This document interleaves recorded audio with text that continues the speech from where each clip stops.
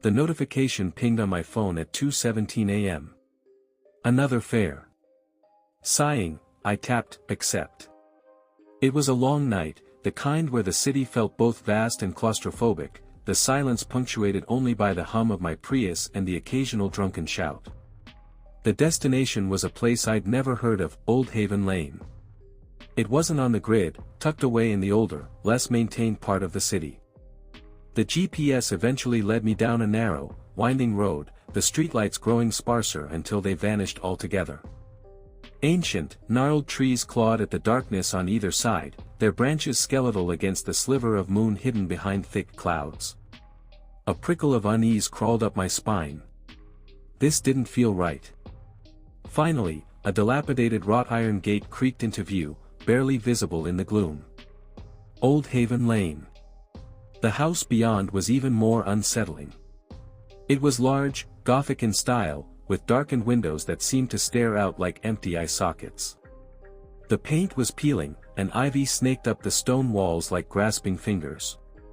My passenger was waiting on the porch, a figure shrouded in a long, dark coat, their face obscured by shadow.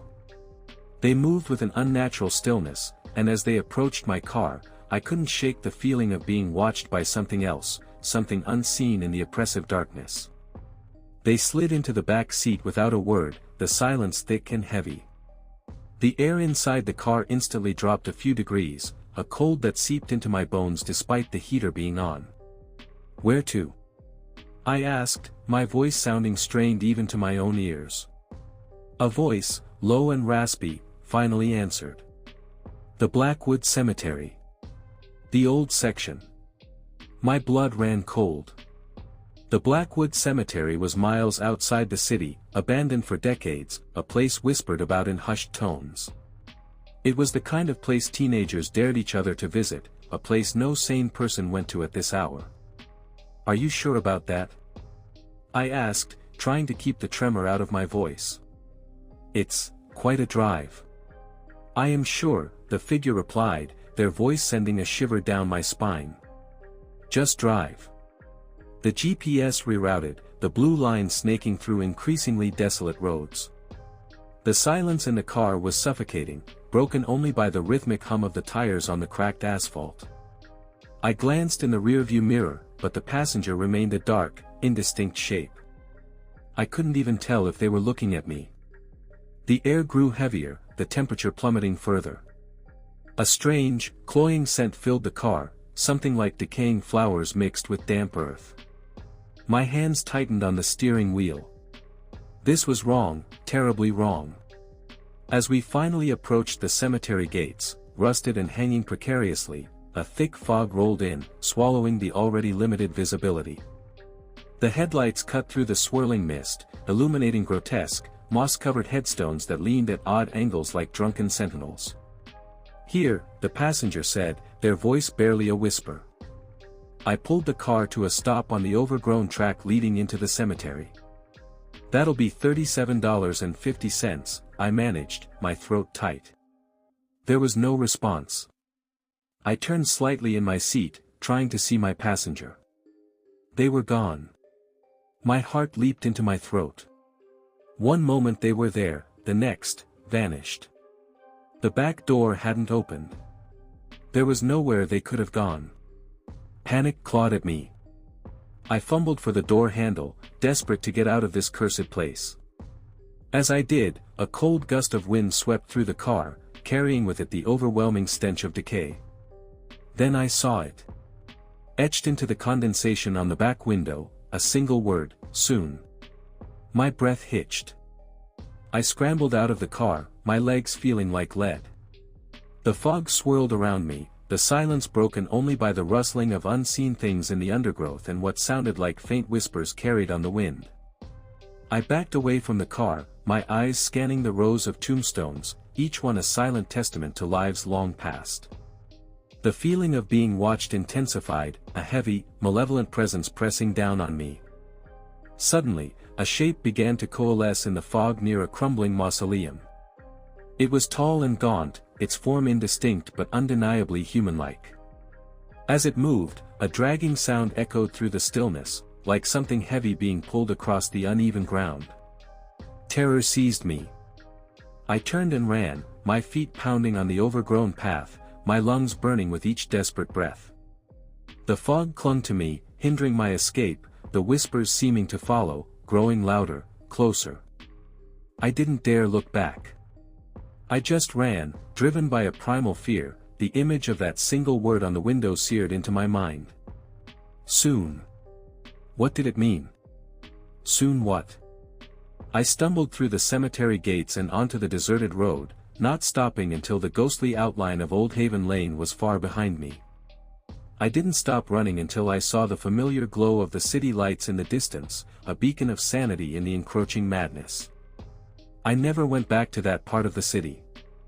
I deleted the fair from my history, tried to erase the memory of the cold, the smell, the word on the window. But some nights, when the wind howls and the shadows lengthen, I still feel that chilling presence, that sense of something ancient and malevolent waiting in the darkness. And I can't shake the feeling that soon is still coming for me.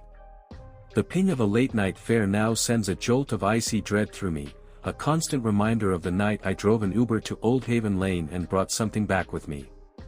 Something that still lingers in the silence, waiting. Story 2. The insistent buzzing of my rideshare app yanked me from a fitful sleep. 3:17 a.m. Not my ideal start to the day, but rent wasn't going to pay itself. I reluctantly tapped accept. The pickup was at the old Grand Majestic Theater, a place that had been boarded up and decaying for decades, a monument to forgotten glamour. The destination was even stranger, a private residence on the outskirts of town, a place called Whisperwind Manor. As I navigated the pre-dawn streets, a thick fog began to roll in, clinging to the asphalt like a ghostly shroud. The Grand Majestic loomed out of the mist, its once ornate facade now chipped and stained, the marquee a blank, accusing stare. My passenger was waiting by the boarded-up ticket booth, a woman dressed in an elegant but outdated gown, her face pale and framed by dark, tightly wound hair. She carried a small, antique music box. She entered my car with a quiet grace, the scent of old perfume and dust clinging to her. Whisperwind Manor, she said, her voice soft, almost a whisper itself. The drive out of town was unnerving. The fog thickened, reducing visibility to mere feet. The GPS struggled, the roads becoming narrow and winding, flanked by dense, silent woods. An unnatural stillness hung in the air, broken only by the rhythmic swish of my windshield wipers. "It's quite remote," I commented, trying to break the silence. "It prefers its solitude," she replied, her gaze fixed on the fog-laden road ahead. After what felt like an eternity, the imposing gates of Whisperwind Manor materialized out of the mist. They were wrought iron, twisted into intricate patterns of thorny vines and skeletal leaves. The house itself was a sprawling, Gothic structure, its many windows dark and uninviting. A single light flickered in an upper-story window, like a lonely, watchful eye. As I pulled up the long, winding driveway, the woman placed a gloved hand on my arm. Her touch was surprisingly cold. "Wait here," she instructed, her voice barely audible above the hum of the engine. "I will only be a moment." She stepped out of the car and glided towards the massive front doors, her figure disappearing into the swirling fog as she ascended the stone steps. The heavy oak doors creaked open as if by an unseen hand, and she vanished inside. Minutes stretched into an unsettling eternity. The fog pressed in, muffling all sound. The only movement was the slow dance of the mist and the occasional rustle of leaves in the unseen trees. A sense of unease began to creep into my mind. What was taking so long? I glanced at the rearview mirror. Nothing. I checked the side mirrors. Only swirling gray. I reached for my phone to check the time, but there was no signal. Of course. Out in the middle of nowhere. A sudden, faint melody drifted through the fog, a hauntingly beautiful tune that sounded like it was coming from inside the manor. It was the delicate, tinkling sound of a music box. The same kind my passenger had been carrying. Curiosity and a growing sense of dread warred within me. I had to know what was going on. I cautiously opened my car door and stepped out into the oppressive silence. The fog was so thick I could barely see the house, yet the music box melody was clearer now, laced with a melancholic sweetness. I followed the sound, my footsteps muffled by the damp ground. The front door of the manor was still slightly ajar, a sliver of darkness beckoning me inside. Hesitantly, I pushed it open further and stepped into a grand foyer. Dust motes danced in the faint moonlight filtering through a grimy stained glass window. The air was heavy with the scent of decay and something else, something sweet and cloying, like overblown lilies. Cobwebs draped across antique furniture like ghostly shrouds. The music box melody seemed to be coming from upstairs. Against my better judgment, I started to ascend the creaking staircase. Each step groaned under my weight, the silence amplifying the sound. The music grew louder, more insistent. I reached the landing and followed the sound down a long, shadowy hallway. The air was noticeably colder here. Portraits with faded eyes seemed to watch me as I passed. One door at the end of the hallway was slightly ajar, a faint light spilling out. The music was loudest here. Taking a deep breath, I pushed the door open. The room was frozen in time. A four-poster bed draped in lace, a vanity table cluttered with antique trinkets, and in the center of the room, on a small table, sat the antique music box, its delicate mechanism slowly turning, playing its haunting tune. But the woman was gone. A chill deeper than the night air settled over me. I scanned the room, my heart pounding in my chest.